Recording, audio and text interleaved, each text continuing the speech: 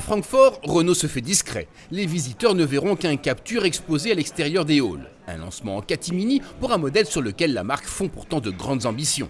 Le SUV citadin de Renault se sent d'ailleurs pousser des ailes. Il faut dire qu'il part sur de bonnes bases. Même à 2 doigts de la retraite, son prédécesseur est resté le best-seller incontesté de la catégorie.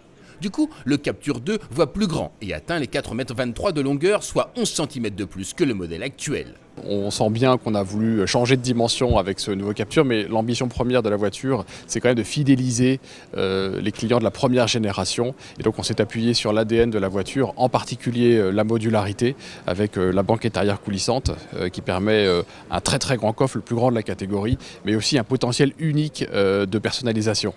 Toujours est-il que cet accroissement bénéficie évidemment à fond à l'espace intérieur. Les places arrière sont plus spacieuses, tout comme le coffre qui dépasse désormais les 500 cm3. Côté présentation, on note aussi une sérieuse montée en gamme. Il y a un bond en avant évident en termes de qualité.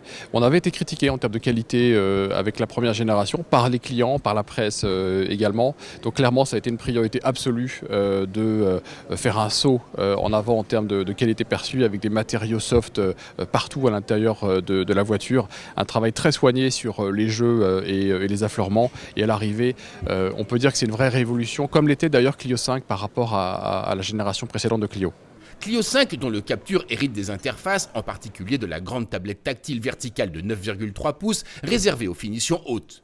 Comme elle, le Captur 2 est bâti sur la toute nouvelle plateforme CMF-B qui apporte son lot d'innovations technologiques. C'est une révolution en termes de technologie, ce nouveau Captur, avec des technologies qui sont à la pointe de la catégorie. On peut prendre 2 exemples. D'abord, l'assistant trafic et autoroute, qui permet d'ouvrir la voie aux véhicules autonomes. Et puis aussi la caméra 360, qui est utile quand on souhaite se garer ou tout simplement dans des manœuvres assez serrées en centre-ville.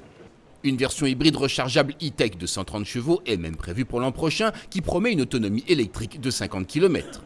On joue la complémentarité chez Renault entre un véhicule complètement électrique qui est Zoé, entre Clio qui propose des moteurs thermiques mais aussi un moteur hybride, et puis Captur avec là aussi des moteurs thermiques et puis un moteur hybride rechargeable. Il sera lancé au premier semestre 2020, donc très rapidement après la commercialisation du modèle. Et très clairement, c'est un moteur qui sera unique dans la catégorie, d'abord en termes de sensation de conduite, avec un vrai plaisir de conduite, en termes de réactivité, d'accélération. Là, on sent vraiment toute l'expérience de Renault sur le véhicule électrique depuis 10 ans.